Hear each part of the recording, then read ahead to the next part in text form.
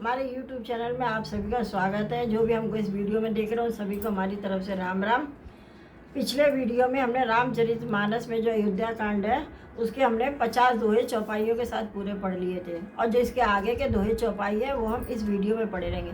तो चलिए आप हमसे जुड़े रहिए, हम दोहे चौपाई शुरू करेंगे। नवगेंद्र रघुवीर मनु राजु अलान समान, छूट जान निबन गवन सुन और आनंद अधिकान। अर्थात श्री रामचंद्र जी का मन नए पकड़े हुए हाथी के समान और राज तिलक उस हाथी के बांधने की कांटेदार लोहे की बेड़ी के समान है। वन जाना है यह सुनकर अपने को बंधन से छूटा जानकर उनके हृदय में आनंद बढ़ गया। कुल तिलक जोरी दो हाथा मुदित मात पद नाये माता दीने आशीष लाई उर्ली ने भूषण बसन निछावर की ने। अर्थात रघुकुल तिलक श्री रामचंद्र जी ने दोनों हाथ जोड़कर आनंद के साथ माता जी के चरणों में सिर नवाया। माता ने आशीर्वाद दिया, अपने हृदय से लगा लिया और उन पर गहने तथा कपड़े न्यौछावर कर दिए।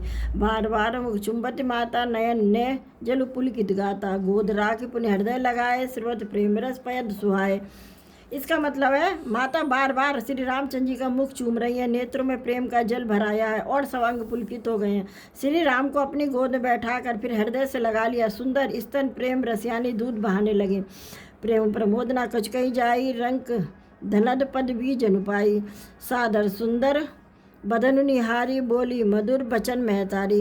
अर्थात उनका प्रेम और महान आनंद कुछ भी नहीं कहा जाता, मानो कंगाल ने कुबेर का पद पा लिया। बड़े आदर के साथ सुंदर मुख देखकर माता मधुर वचन बोली, कहूँ तात जन्नी बलहारी, कवै लगन मुद मंगलकारी। शुक्रशील सुखसी व सुहाई, जन्म लाभ कह अवधि अघाई। अर्थात हे तात माता बलिहारी जाती हैं, कहो वह आनंद मंगल कारी लगन कब है जो मेरे पुण्यशील और सुख की सुंदर सीमा है। जन्म लेने के लाभ की पूर्णतम अवधि है। जय चाहत नर नारी सब अति आरत एहि भांति, जिमि चातक चातक कित्रसिति वृष्टि शरद ऋतु स्वाद। अर्थात तथा जिस लगन को सभी स्त्री पुरुष अत्यंत व्याकुलता से इस प्रकार चाहते हैं, जिस प्रकार प्यास से चातक और चातकी शरद ऋतु के स्वाति नक्षत्र की वर्षा को चाहते हैं। तात जाऊं बलि बेग नहाऊं, जो मन भाव मधुर कछ खाऊं। पित समीप तब जायऊ भैया, भय बड़ी बार जाई बलि मैया। अर्थात हे तात मैं बलैया लेती हूँ, तुम जल्दी नहा लो और जो मन में भावे कुछ मिठाई खा लो। भैया तब पिता के पास जाना, बहुत देर हो गई है, माता बलिहारी जाती है। मात वचन सुन अति अनुकूला, जनु स्नेह सुरतर के फूला। सुख मकरंद भरे श्रिय मूला, निरख राम मन भवर न भूला। अर्थात माता के अत्यंत अनुकूल वचन सुनकर जो मानो स्नेह रूपी कल्प वृक्ष के फूल थे, सो सुख रूपी मकरंद यानी पुष्परस से भरे थे, और जो श्री राज लक्ष्मी के मूल थे, ऐसे वचन रूपी फूलों को देखकर श्री रामचंद्र जी का मन रूपी भौरा उन पर नहीं फूला। धर्म धुरीन धर्म गति जानी, कहूँ मातसन अति मृदुवानी। पिता दीन मोहि कानन राजू, जय सब भांति मोर बड़काजू। अर्थात धर्म ध्रुवीण श्री रामचंद्र जी ने धर्म की गति को जानकर माता से अत्यंत कोमलवाणी में कहा, हे माता, पिताजी ने मुझको वन का राज्य दिया है, जहाँ सब प्रकार से मेरा बड़ा काम बनने वाला है। आज जय मुदित मन माता, जय मुद मंगल कानन जाता। जन स्नेह पस डर पस बोरे, आनंद सब अनुग्रह तोरे। अर्थात हे माता, तू प्रसन्न मन से मुझे आज्ञा दे, जिससे मेरी वन यात्रा में आनंद मंगल हो। मेरे स्नेह बस भूल कर भी डरना नहीं। हे माता, तेरी कृपा से आनंद ही होगा। बरस चारिदस विपिन बसी, कर प्रीत वचन प्रमाण। आई पाए पुनि देखे हूँ, मनुजनी करस मलान। अर्थात 14 वर्ष वन में रहकर पिताजी के वचन को प्रमाणित यानी सत्य कर, फिर लौट कर तेरे चरणों में दर्शन करूँगा। तू मन को म्लान यानी दुखी ना कर। वचन विनीत मधुर रघुवर के, सर सम लगे मात उड़ करके। सहम सूख सुन शीतल वाणी, जिम जवास परे पावस पानी। अर्थात रघुकुल में श्रेष्ठ श्री रामचंद्र जी के बहुत ही नम्र और मीठे वचन माता के हृदय में बाढ़ के समान लगे और कसकने लगे। उस शीतल वाणी को सुनकर कौशल्या वैसे ही सहम कर सूख गई, जैसे बरसात का पानी पड़ने से ज्वासा सूख जाता है। कहीं न जाई कुछ हृदय विषादु, मनम रघु सुन के हरिनादु। नयन सजल थन थर थर कापी, माजई खाई मीन जनुमापी। अर्थात हृदय का विषाद कुछ नहीं कहा जाता, मानो सिंह की गर्जना सुनकर हिरनी विकल हो गई हो और नेत्रों में जल भर आया, शरीर थर थर काँपने लगा, मानो मछली माजा यानी पहली वर्षा का फेन खाकर बदय भास हो गई हो। धीरज सुध बदन निहारी, गदगद वचन कहत महतारी, तात पिते तुम प्राण प्यारे, देख मुदित नित चरित तुम्हारे। अर्थात धीरज धरकर पुत्र का मोह देखकर माता गदगद होकर वचन कहने लगी, हे तात तुम तो पिता को प्राणों के समान प्रिय हो, तुम्हारे चरित्रों को देखकर वे नित्य प्रसन्न होते हैं। राजदेन कहूँ शुभ दिन सादा, कहूँ जान बन कहीं अपराधा, तात सुनावै मोह निदानु, को दिन कर कुल भय कुसानु।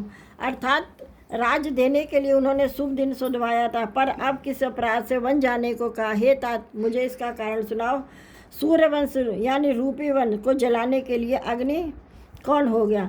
निगराम रुख सचिव शुद्ध कारण कहु बुझाई, सुन प्रसंग रही मूक जिमी, दशा बरन नहीं जाए। अर्थात तब श्री रामचंद्र जी का रुख देखकर मंत्री के पुत्र ने सब कारण समझाकर कहा। उस प्रसंग को सुनकर वे गूंगी जैसी चुप रह गईं। उनकी दशा का वर्णन नहीं किया जा सकता। राखी न सकई न कही सक जाहू, दुह भाति उर्धार दाहू, लिखत सुधाकर गाल की राहू, विधि गति बाम सदा सब काहू। अर्थात ना रख ही सकती है ना कह ही सकती है कि वन चल गया। दोनों ही प्रकार से हृदय बड़ा भारी संताप हो रहा है। मन में सोचती है कि देखो विधाता की चाल सदा सबके लिए टेढ़ी होती है। लिखने लगे चंद्रमा और लिख गया राहु।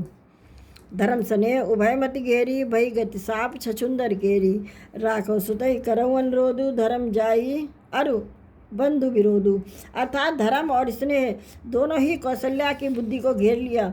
उनकी दशा सांप छछूंदरी किसी हो गई। वे सोचने लगी, यदि मैं अनुरोध यानी हट करके पुत्र को रख लेती हूँ तो धर्म जाता है और भाइयों के विरोध में होता है।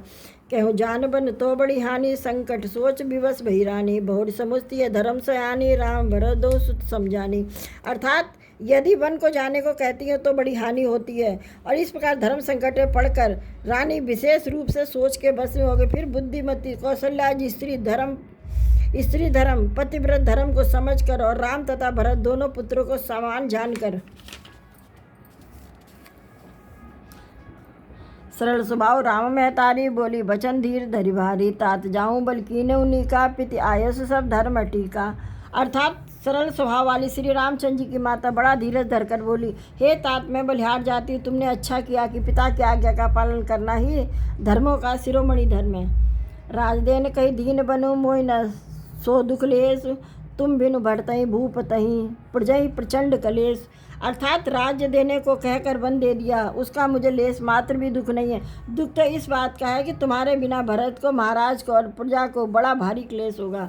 जो केवल पिति आयुष चाहता तो जनि जाऊँ जानी बड़ी माता, जो पितुमात कहूँ बन जाना तो कानन सत अवध समाना। अर्थात हे तात यदि केवल पिताजी की आज्ञा हो तो माता को यानी पिता से बड़ी जानकर वन को मत जाओ, किंतु यदि माता पिता दोनों ने वन जाने को कहा है तो वन तुम्हारे लिए सैकड़ों अयोध्या के समान है। पितु बंदेव मातु बंदेवी, खग मृग चरण सरोर सेवी, अंत उचित नपई बनवासु, भय बिलोक ही होई हरासु। इसका मतलब है वन के देवता तुम्हारे पिता होंगे और वन देवियाँ माता होंगी। वहाँ के पशु पक्षी तुम्हारे चरण कमलों के सेवक होंगे। राजा के लिए अंत में वनवास करना उचित ही है। केवल तुम्हारी सुकुमार अवस्था देखकर हृदय में दुख होता है। बड़भागी बनो अवध अभागी, जो रघुवंश तिलक तुम त्यागी, जो सुत कहो संग मोहि लेहूँ, तुमरे हृदय होई संदेहु। यानी हे रघुवंश के तिलक, तुम वन बड़ा भाग्यवान है और यह अवध अभागी है जिसे तुमने त्याग दिया। हे पुत्र, यदि मैं कहूँ कि मुझे भी साथ ले चलो तो तुम्हारे हृदय में संदेह होगा कि माता इसी बहाने मुझे रोकना चाहती हैं। पुत परम्परे तुम सब ही के, प्राण प्राण के जीवन जी के, ते तुम कहूँ मातु बन जाऊँ, मैं सुनी बचन बैठी पछताऊँ। अर्थात हे पुत्र, तुम सभी के परम प्रिय हो, प्राणों के प्राण और हृदय के जीवन हो। वही प्राणाधार तुम कहते हो कि माता मैं वन को जाऊँ और मैं तुम्हारे वचनों को सुनकर बैठी पछताती हूँ। इस वीडियो में हमने रामचरितमानस के 55 दोहे कम पूरे पढ़ लिए हैं चौपाइयों के साथ में, और जो इसके आगे के दोहे चौपाई हैं वो हम अगले वीडियो में पढ़ेंगे। तब तक के लिए आप हमारा वीडियो देखिए, समझिए, हमारे चैनल को सब्सक्राइब कीजिए, लाइक कीजिए, और अगर कुछ डाउट है तो कमेंट करके हमको बताइए। तो चलिए हम मिलते हैं अगले वीडियो में, तब तक के लिए आप सभी को हमारी तरफ से जय श्री राम।